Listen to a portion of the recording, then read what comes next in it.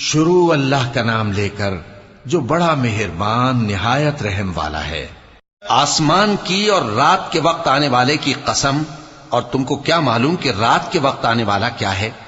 وہ تارا ہے چمکنے والا، کہ کوئی شخص ایسا نہیں جس پر کوئی نگہبان نہ ہو۔ تو انسان کو دیکھنا چاہیے کہ وہ کاہے سے پیدا ہوا ہے۔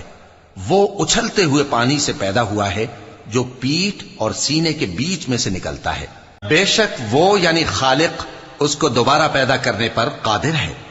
جس دن دلوں کے بھید جانچے جائیں گے تو انسان کی کچھ پیش نہ چل سکے گی اور نہ کوئی اس کا مددگار ہوگا۔